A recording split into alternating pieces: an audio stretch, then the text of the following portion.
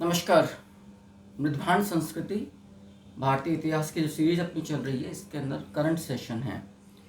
और जैसा मैंने पिछले सेशंस में भी आप लोगों को स्पष्ट किया था कि भारतीय मृदभांड सांस्कृतिक परंपराओं में विदेशी मृदभांड परंपराएं या विदेशी कुंभकारी की कला की भी अमिट छाप है।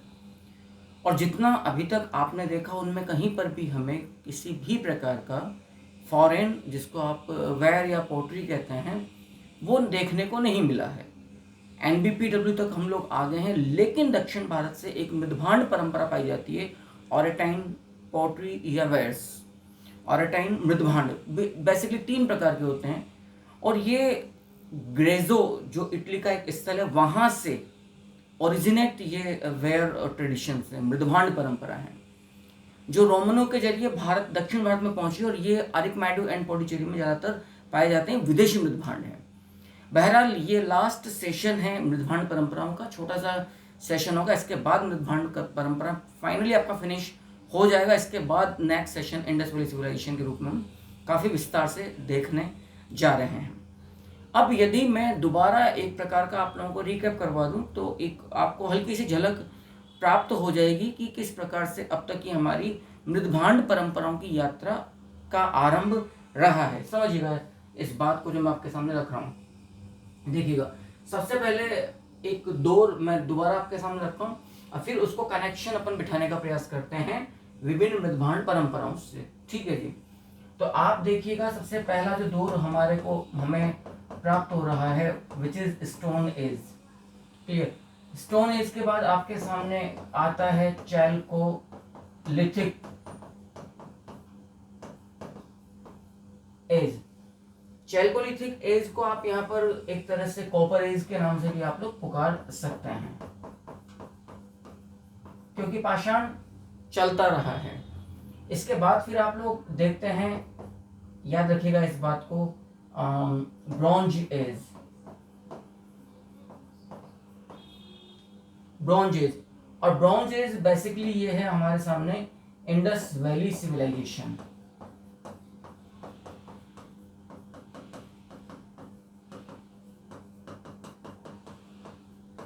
याद रखिएगा, इंडस वैली सिविलाइजेशन। अब ये भी आपको याद रखना होगा कि ब्रॉन्ज एज के साथ साथ इंडस चैल्कोलिथिक एज बराबर चलता आ रहा है, क्योंकि जैसे ही ब्रॉन्ज एज का पतन होगा, पतन का मतलब जब ट्रेड एंड कॉमर्स, जो भी भौगोलिक वगैरह कारण रहेंगे, और उस वजह से सिंधु नदी या अन्य नदियों का जल प्रवाह परिवर्तित होगा, तो जो हड़प्पा का मैच्योर फेज था, नगरीय दौर था, वो समाप्त होगा।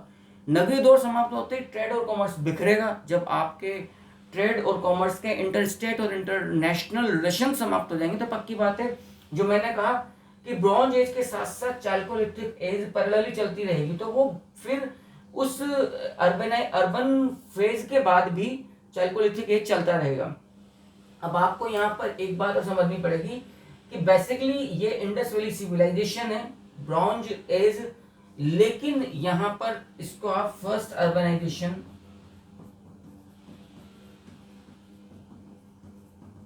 भारतीय सभ्यता का हम इसे फर्स्ट अर्बनाइजेशन एज या फेज भी हम इसे पुकार सकते हैं।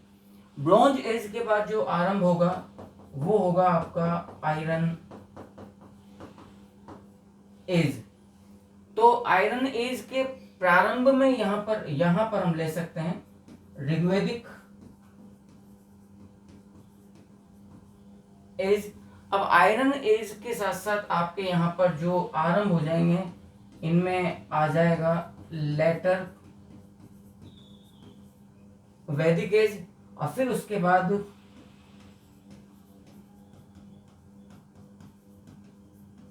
याद रखना बुद्धिस्ट एज, जिसको आप 6th सेंचुरी BC के नाम से भी आप लोग पुकारते हैं। 6ठी शताब्दी ईसा पूर्व का दौर भी है। और जो बुद्धिस्ट एज जिसको आप कहते हैं, या बुद्धिस्ट, जो बुद्ध युग जिसे हम कहते हैं, ये भारतीय सभ्यता में, भारतीय विकास में आप इसको सेकंड अर्बनाइजेशन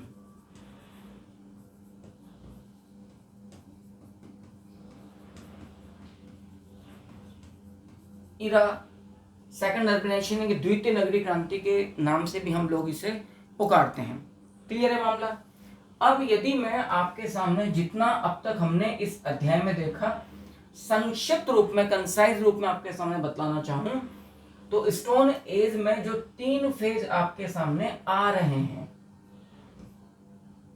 आप इन्हें अब देखने का प्रयास करिएगा। ठीक है जी, जो 3 हमें देखने को मिल रहे हैं, मुझे थोड़ा सा इंक चेंज करना ही पड़ेगा। राइट, तो स्टोन एज में सबसे पहले तो आपके सामने आ रहा है पैलियोलिथिक। हालांकि मैं पिछले फेज में मैंने क्लियर कर दिया, लेकिन ठीक है, जितनी बार आपका रिपीट हो उतना ही ठीक है। फिर आ रहा है मीजोलिथिक एंड देन नियोलिथिक। ठीक है साहब। अब आप लोग देख चुके कि जो पैलियोलिथिक जो फेज है ये 6,06 मिलियन ईसा पूर्व से लेकर ये मामला है आपका 6 लाख 1.5 लाख मान लीजिए। ठीक है ना, यहां से लेकर आप लोग आएंगे 10,000 ईसा पूर्व तक का दौर। और ये जो मीजोलिथिक है ये है 10,000 से लेकर 4,000 ईसा पूर्व तक का दौर। और ये एज आपका 4,000 से लेकर 1,000 ईसा पूर्व तक का दौर। क्लियर। मैंने पहले ही कहा चाल्कोलिथिक एज और ब्रॉन्ज एज लगभग साथ चलेगा। ब्रॉन्ज एज का मतलब है वो सिंपल ये है कि जब हड़प्पा सभ्यता ने नगरीय फैक्टर्स या अर्बन फैक्टर्स को इतना डेवलप्ड कर लिया कि ये अर्बन सेटलमेंट के रूप में एक दौर में आपको 2450 ईसा पूर्व से लेकर 2200 ईसा पूर्व तक के दौर में ये एक कंप्लीट अर्बन सेटलमेंट के रूप में दिखता है। लेकिन जो दूर दराज के इलाके रहे होंगे, जो एग्रीकल्चर जो बेस रहा होगा, वो चैल्कोलिथिक चलता रहा, क्योंकि टिन एक इंपोर्टेड आर्टिकल था, मेटल था जो अफगानिस्तान से लाया जाता था। यदि ट्रेड कॉमर्स नहीं है अफगानिस्तान के साथ तो टिन नहीं आएगा तो कॉपर के साथ टिन मिलाकर ब्रॉन्ज यानी कांसा नहीं बनाया जा सकेगा। यदि मैं चैल्कोलिथिक एज की बात करूं तो मोटे तौर पर ये जो दौर है ये चलता रहा टिल, आप मोटे तौर पर आप आइडिया लगा लीजिए, लगभग ये साथ साथ चलता रहा 1,000 ईसा पूर्व तक। ब्रॉन्ज जो एज है जिसको आप कहते हैं, ये मोटे तौर पर आप इसको इसी नियोलिथिक के दौर में की बात है, ये इसी दौर में हड़प्पा सभ्यता का विकास हुआ। और यदि आप इसको लें तो ये 2800 से लेकर आप समझ लीजिएगा 2000 ईसा पूर्व मान लीजिए या 1750 ईसा पूर्व तक चलता रहा। मतलब ये चैल्कोलिथिक साथ साथ चलता रहा। और इसी बीच जिसको आपने ऋग्वेदिक एज कहा है ये आता है आपका मोटे तौर पर 1500 से लेकर 1000 ईसा पूर्व तक का। और फिर लेटर वैदिक जो है वो है 1000 से लेकर 600 ईसा पूर्व तक का। और 600 के बाद में बुद्धिस्ट है ना, देन फिर आप मौर्यन एज की बात करते हैं। ये तो एक क्रोनोलॉजी हो गया। क्लियर। अब यदि आप इसको पोट्री या वेयर्स ट्रेडिशंस के साथ जोड़ें जो इस अध्याय का मूल सार है, क्योंकि फिर मैं फाइनली जो एक फॉरेन पोट्री ट्रेडिशन है ओरेटाइन मृदभांड जो साउथ इंडिया से हमें देखने को मिल रहा है, फिर मैं उस पर आपसे चर्चा करूंगा। तो जब हम बात कर रहे हैं पैलियोलिथिक काल की, सो पैलियोलिथिक कंप्लीटली यहाँ पर इस दौर में याद रखना पोट्री आर टोटली मिसिंग, यानी कि मृदभांड यहां से पाए ही नहीं गए हैं किसी भी सूरत में। आपको याद रखिएगा पैलियोलिथिक से यानी कि पुरा पाषाण काल से नहीं मिले हैं। मीजोलिथिक और नियोलिथिक से आपको जो मृदभांड परंपरा मिलती है असल में वो है, याद रखिएगा, ब्लैक रेड वेयर्स मिल रहे हैं। लेकिन जो मीजोलिथिक में और ये ब्लैक जो रेड वेयर्स मिल रहे हैं बेसिकली ये आपको मिल रहे हैं किस स्थल से, याद रखिएगा, चौपानी मांडव से। तो भारतीय इतिहास के जो फर्स्ट वेयर या पोट्री हैं, पोट्री मृदभांड हैं, वो असल में लाल मतलब काले लाल वेयर्स हैं। मीजोलिथिक में जो ये प्राप्त हो रहा है ये है चाक रहित। चाक रहित का मतलब है हस्त निर्मित, क्लियर है, चाक रहित हस्त निर्मित। लेकिन जो नियोलिथिक से प्राप्त हो रहा है वो है चाक युक्त। और किस पद्धति से बन रहा है हम लोग पढ़ चुके हैं, बर्निशिंग मेथड से बन रहा है। तो ये है नियोलिथिक का, ये चाक युक्त आपको प्राप्त होता है, क्लियर है। अब इसके पश्चात ब्लैक रेड वेयर्स के पश्चात जो दूसरा आपको वेयर ट्रेडिशन या पोर्ट्री ट्रेडिशन प्राप्त होता है वो है असल में बी आर, या यूं कहें painted B R wares, painted black red wares, यानी कि जो मध्य पाषाणिक और नव पाषाणिक लोगों के द्वारा जो काले लाल मृदभांड बन रहे थे उन्हीं को चित्रित किया गया। और ये जिस निवासियों के द्वारा चित्रित किया गया, जिस परंपरा के द्वारा चित्रित किया गया वो था चैल्कोलिथिक एज के लोग, यानी कि ताम्र पाषाणिक दौर के वो लोग थे। अब स्वाभाविक सी बात है, जब मैंने कहा कि चैल्कोलिथिक एज लगातार चलता रहा, ब्रॉन्ज एज में भी, इवन आयरन एज के अंदर भी, क्योंकि तांबा, copper was the first metal which was used by human being, homo sapiens, isn't it.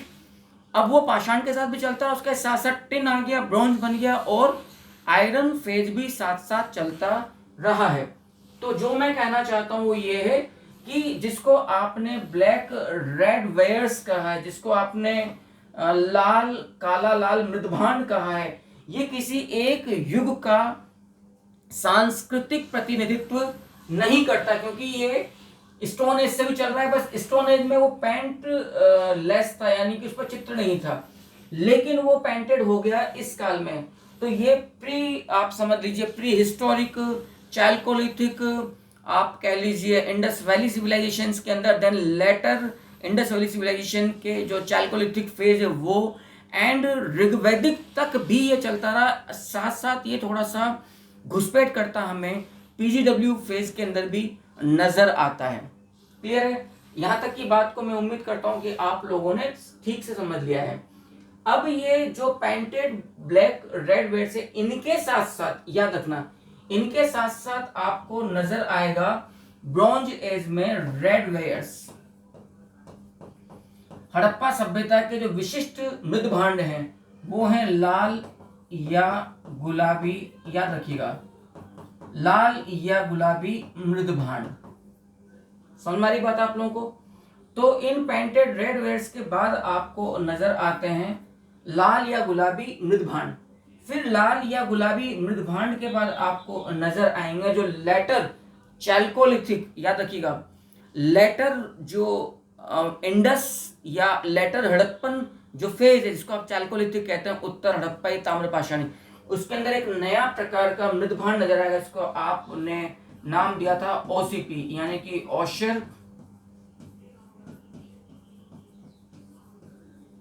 Coloured where, या आप इसको पोट्री कह सकते हैं, क्लियर है, जिसको आप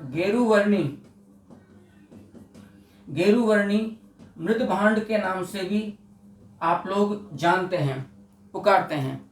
तो जो गेरुवर्णी मृदभांड जो परंपरा हमें देखने को प्राप्त होती है, इसको इस बात से देखिएगा, ये ओसीपी जो ओशर कलर्ड वेयर है, जो इसको आपने यहाँ पर गेरुवर्णी मृदभांड असल में कहा है, ये यूं समझ लीजिएगा कि लाल अनुलेपित ये मृदभांड होते हैं, लेकिन इस पर काली चित्रकारी की जाती है, तो ये इतना मिक्स्ड हो जाता है लाल और काला कि इसको आप फिर मटमेला या गेरू जिसको एक कलर कहा जाता है, उस रूप में ये हमारे सामने आता है। इसका सीधा संबंध चैल्कोलिथिक कल्चर या ताम्र पाषाणिक सभ्यता के साथ हमें देखने को मिलता है, ठीक है साहब। अब ये ochre colour ware red wares, तो जिसका सीधा संबंध bronze age Indus valley civilisation के साथ हमें नजर आता ही आता है।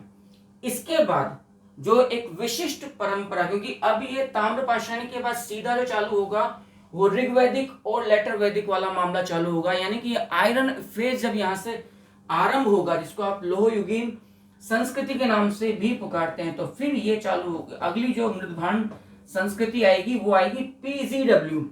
अब यदि आप ओसीपी का टाइम ड्यूरेशन फिक्स करने का प्रयास करें तो मोटे तौर पर आप इसको यहां पर ले सकते हैं 1500 ईसा पूर्व से लेकर 1000 ईसा पूर्व तक का, 1100 ईसा पूर्व तक का दौर आप ले सकते हैं, जो लेटर चैल्कोलिथिक या लेटर जो उसको आप हड़प्पन फेज की ताम्र पाषाणिक संस्कृति कहते हैं।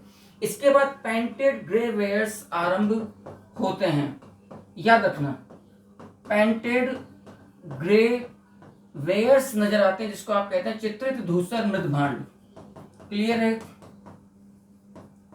जो चित्रित धूसर मृदभांड परंपरा है, पेंटेड ग्रे वेयर्स जिसको आपने कहा है, इसका जो ड्यूरेशन आपको नजर आता है वो आता है आप 1000 ईसा पूर्व से लेकर 600 ईसा पूर्व तक का देख लीजिएगा। और बेसिकली पीजीडब्ल्यू का स्पष्ट संबंध जो लौह प्रयोगता लेटर वैदिक जो कल्चर है उससे ये जाकर जुड़ता है। आप 1000 से लेकर 600 ईसा पूर्व, ये आप यहाँ पर इस चीज को बहुत बेहतर से कनेक्ट करके देख सकते हैं। तो चित्रित धूसर मृदभांड आपको स्पष्ट तौर पर लेटर वैदिक एज में स्टैब्लिश होता नजर आता है। देन फिर जो second urbanisation, then Mauryan age, Buddhist era जिसको आप कहते हो, यहाँ पर संपूर्ण भारतीय उपमहाद्वीप के अंदर जो एक विशिष्ट मृदभांड नजर आता है जो संपूर्ण जगह पर फैला हुआ है। बेसिकली आप अतरंजी खेड़ा, हस्तिनापुर से बृजवासी लाल के द्वारा ये एक्सकावेटेड और डिस्कवर्ड जो पोट्री या मृदभांड है वो आपको नजर आता है। एनबीपीडब्ल्यू, याद रखना, एनबीपीडब्ल्यू का मतलब होता है नॉर्दर्न ब्लैक्ड पोट्री वेयर। याद रखिए, नॉर्दर्न ब्लैक्ड पोट्री वेयर, इस बात को आप लोग याद रखने का प्रयास करना। एनबीपीडब्ल्यू जो है वो है नॉर्दर्न ब्लैक्ड पोट्री वेयर। इसका संबंध 6ठी शताब्दी ईसा पूर्व के बुद्ध युग के साथ, या हम कहें आप इसको कह सकते हैं द्वितीय नगरीय क्रांति काल के साथ, मौर्य काल के साथ, जब आपको रिंग वेल यानी कि वलेदार कूप नजर आते हैं, ईंटों का प्रयोग बढ़ता नजर आ रहा है, उस दौर के साथ आपको नजर आते हैं। पिछले सेशन में ना आपको एनबीपीडब्ल्यू जिसको आप नॉर्दर्न ब्लैक पोट्री वेयर के नाम से पुकारते हैं, पीजीडब्ल्यू जो आपको प्राप्त हो रहा है बेसिकली वो आप लोगों को एक तो जिसको अथर्ववेद में इस पीजीडब्ल्यू को यानी कि पेंटेड ग्रे वेयर को आपने अथर्ववेद में कृष्ण लोहित मृदभांड, और चूंकि पहली बार जो पेंटेड पीजीडब्ल्यू जो आयरन एज से रिलेटेड बिल्कुल से संबंधित जो मृदभांड है वो दक्षिण भारत की महापाषाणिक कब्रों मेगालिथ ग्रेव्स से प्राप्त हो रहा है, जहां से आपको ये मृदभांड भी मिल रहा है और लोह उपकरण भी मिल रहा है। स्पष्ट तौर पर पीजीडब्ल्यू का संबंध लोहयुगीन संस्कृति जिसको आप लेटर वैदिक पीरियड से जोड़ते हैं उसके साथ साथ है। तो पीजीडब्ल्यू को एक तरफ तो अथर्ववेद में कृष्ण लोहित मृदभांड कहा जा रहा है और पुरातत्वविदों ने इसको क्योंकि महापाषाणिक कब्रों से प्राप्त हो रहा है इसीलिए इसको वृहद पाषाणिक कृष्ण लोहित परंपरा के मृदभांड भी पुकारा है। और इसके बाद आपको जो दौर प्राप्त हो रहा है वो एनबीपीडब्ल्यू है। ये पूरा का पूरा इंडियन पोट्री ट्रेडिशंस के रूप में जाना जाता है। इसको हम भारतीय प्रागैतिहासिक मृदभांड परंपराओं के नाम से भी जानते हैं। इसमें कहीं पर भी हमें फॉरेन इम्पैक्ट नजर नहीं आता है। थोड़ा सा हमें फॉरेन जो एक विदेशी जो एक प्रभाव नजर आता है, लेकिन वो घुसपैठ नहीं कर रहा है, वो एक ट्रेडिशन के रूप में जमा नहीं हो रहा है। मतलब उसका निर्माण होकर ऐसा नहीं हो रहा कि जी वो पूरे वो पूरी तरह फैल रहा है, ऐसा नहीं है। यदि मैं चैल्कोलिथिक कल्चर की बात करूं जो इस दौर में आ रहा है, स्पेशली हड़प्पा के पतन के बाद का जो चैल्कोलिथिक एज है, क्योंकि मैंने बार बार कहा चैल्कोलिथिक एज लगातार कंटेम्प्रेरी टाइम में चलता रहेगा, ब्रोंज के हड़प्पा सभ्यता के साथ साथ इवन ऋग्वैदिक काल में। यहाँ पर जो राजस्थान में बनास संस्कृति है उसमें जो आहड़ है, क्योंकि आहड़ के ट्रेड और कॉमर्स के जो रिलेशंस थे वो कंटेम्प्रेरी पर्शियन, ईरान की जो मेसोपोटामियन और सुमेरियन सिविलाइजेशन थी उसके साथ थी। तो ठेठ ईरानी शैली के जो हत्तेदार बर्तन थे जैसे सुराही, वो आपको आहड़ से प्राप्त हुए हैं। लेकिन वो इन्फ्लुएंस में नहीं ले पाए भारतीय मृदभांड परंपरा को। यानी कि भारतीय कुंभकारों ने ईरान की सुराही जैसे बर्तनों से प्रभावित होकर यहाँ अपने डिजाइन्स में, अपने मेकिंग प्रोसेस में, अपनी निर्माण विधि में जो मेथड था उनका, उसमें कोई चेंज नहीं किया। होता है ना कि हम कोई वस्तु ला के मार्केट से घर पे रख लें, लेकिन वो मुख्य हमारा जीवन शैली का हिस्सा नहीं बन पाता, वो सिर्फ साज सज्जा का रहता है। लेकिन अब प्रथम शताब्दी, द फर्स्ट सेंचुरी आते आते, बीसी आते आते, जब दक्षिण भारतीय जो कोस्टल एरियाज हैं, चाहे वो वेस्टर्न हो जिसको आप चोल मंडल के वेस्टर्न में, जिसको आप मालाबार कोस्टल एरिया कहते हैं केरल वाला, या ईस्टर्न का हो, साउदर्न की बात कर रहा हूँ मैं आपको, पेनिनसुला जो इंडियन पेनिनसुला जो भारतीय उप प्रायद्वीप है उसका, चाहे पूर्वी प्रायद्वीपीय हिस्सा हो जिसको आप चोल मंडल या कोरोमंडल कहते हैं, इनके जिनमें आप कई प्रकार के बंदरगाह हैं, आप पुडुचेरी ले लीजिए, अरिकमेडु ले लीजिए, मुजिरिस ले लीजिए, बंदर ले लीजिए, ठीक।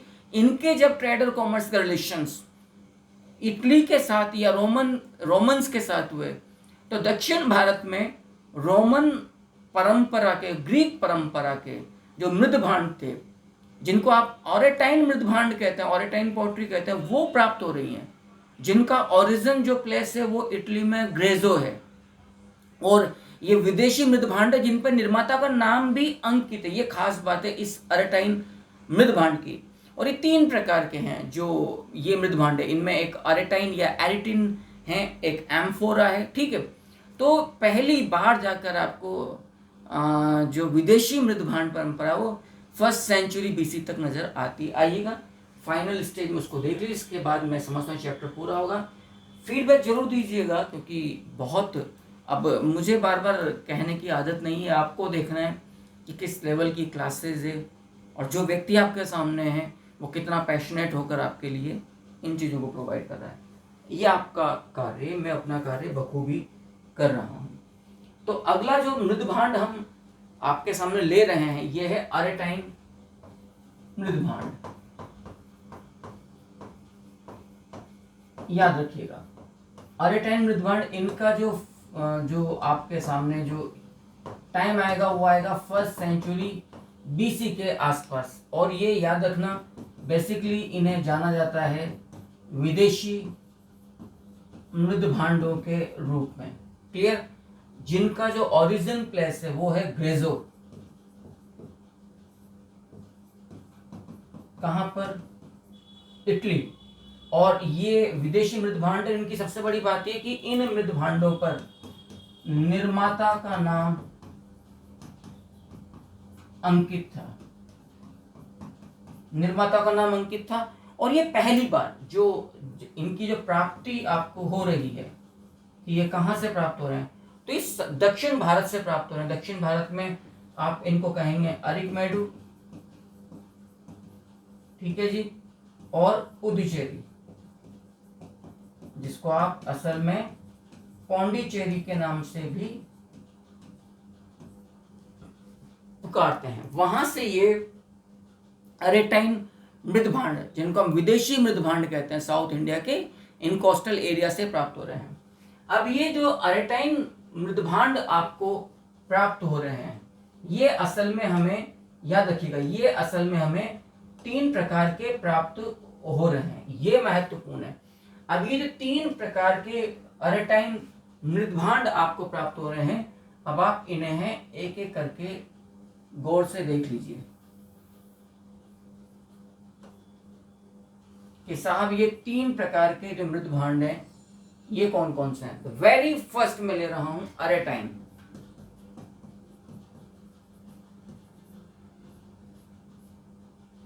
पहला जो मृदभांड है वो है ओरेटाइन या ओरेटाइन या ओरेटिन मृदभांड भी इनको कहा जाता है। ओरेटाइन या ओरेटिन मृदभांड भी इन्हें कहा जाता है।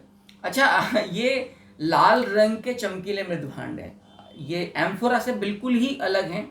याद रखिएगा इस बात को, ये लाल रंग के चमकीले मृदभांड है।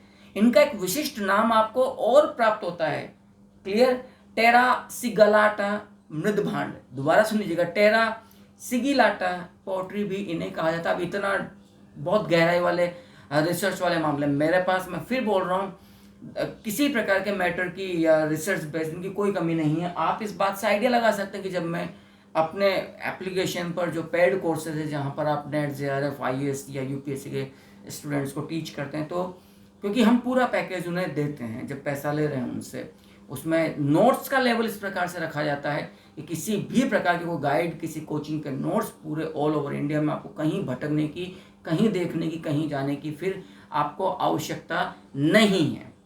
क्लियर है? काफ़ी सर्वे, रिसर्च बेस्ड, काफ़ी छानबीन करके और ये अनुसंधान वो कहना चाहिए, जांच पड़ताल की बात की, ये चीज़ें तैयार की हुई है, इसलिए आप काफ़ी डेप्थ भी इन चीज़ों में पा रहे होंगे। तो एरेटाइन या एरेटिन जो मृद भांड है, जो पोट्री है, इसको दोबारा सुन लीजिएगा, टेरा सिगिलाटा मृद भांड भी पुकारा गया, और ये लाल रंग के चमकीले मृद भांड हैं, याद रखना।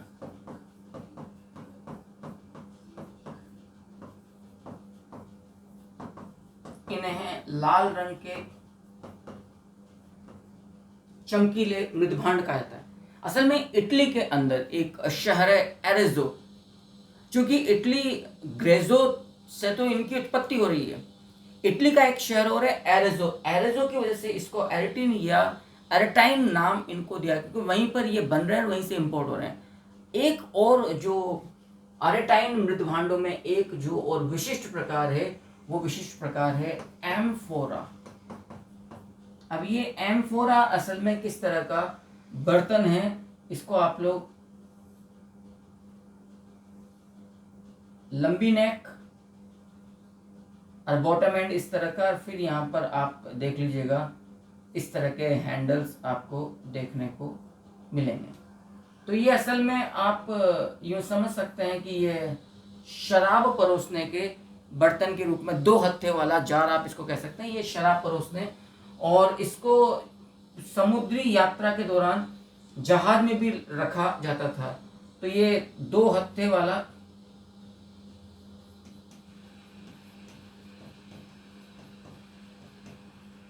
यूं समझ सकते हैं कि 2 हत्थे वाला मदिरा पात्र है, इसको आप यूं भी देख लीजिएगा, ठीक है। 2 हत्थे वाला ये मदिरा पात्र है, शराब परोसने के लिए इसको काम में लिया जाता था, एम्फोरा जार को। असल में ये बेलनाकार एक सिलेंड्रिकल टेराकोटा कंटेनर है, यूं भी आप इसको कह सकते हैं।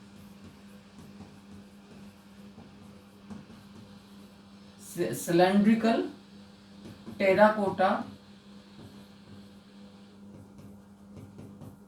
आप कंटेनर के रूप में भी आप इसको देख सकते हैं, यानी कि जो शराब को लंबी दूरी के पानी के जहाज की यात्रा में आप इसको प्रिजर्व कर सकते हो, रख सकते हो लंबे समय के लिए। 2 हैंडल होते हैं, तो एक तो हो गया आपके सामने एरेटाइन, मैं हट जाता हूँ सामने से ताकि आप इधर से पूरी स्क्रीन को ठीक से देख सकें। तो एक तो आपको नजर आ ही रहा है कि एरेटाइन या एरेटिन हो गया, जो लाल रंग के चमकीले मृत भांड है। जो एम्फोरा है वो सिलेंड्रिकल पकाई हुई मिट्टी से बना हुआ कंटेनर है, जिसके तरफ दोनों 2 हत्थे लगे रहते हैं। इसको आप ईरानी सुराही से भी इसकी तुलना कर सकते हैं, शराब परोसने के लिए इसको काम में लिया जाता है।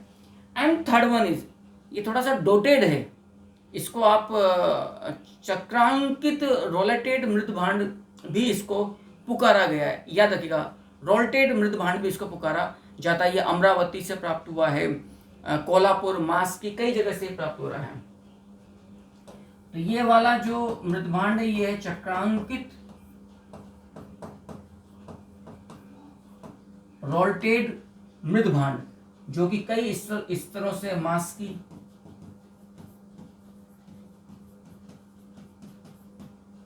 अमरावती, ब्रह्मगिरी आप कह सकते हैं, ठीक है साहब। मोर्टिमर विलर के द्वारा इसको खोजा गया था 1945 में, और अरिकमेडू से खोजा गया था। उसके बाद फिर शिशुपालगढ़, कई कई जगहों से ये प्राप्त हुआ है।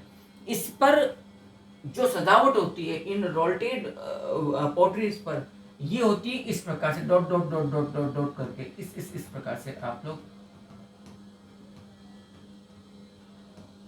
देख सकते हैं, ठीक है ना। इसलिए ये जो मृद भांड है रोल्टेड चक्रांकित, जिनको आपने कहा है रोल्टेड वेयर्स, तो ये अपनी विशिष्ट सजावट के कारण ये वाला जो अरेटाइन मृदभांड है इसको कहा जाता है चक्रांकित रोल्टेड मृदभांड। ये वाले जो 3 विशिष्ट प्रकार है के हैं ये आपको साउथ इंडिया से प्राप्त हुए हैं और ये विदेशी प्रभाव वाले मृदभांड हैं। विदेशी प्रभाव में भी आप इनको इटली की जो रोमन सभ्यता है उसके ये विशिष्ट रूप है मृदभांड है। इस प्रकार से इस सेशन की समाप्ति के साथ जो मृदभांड परंपरा वाला अध्याय अपना चल रहा है वो समाप्त होता है। इजाजत लेने से पहले मैं एक आग्रह अवश्य करूंगा, यदि आपको ये वीडियो, ये क्लास, ये सेशन बहुत अच्छे लग रहे हैं, समझ में आ रहे हैं, please do like, share and subscribe the channel. मैं इतनी तो उम्मीद करता हूँ कि आप क्लास देखने से पहले यदि आपने सब्सक्राइब नहीं किया है इस चैनल को, आप सब्सक्राइब करिए।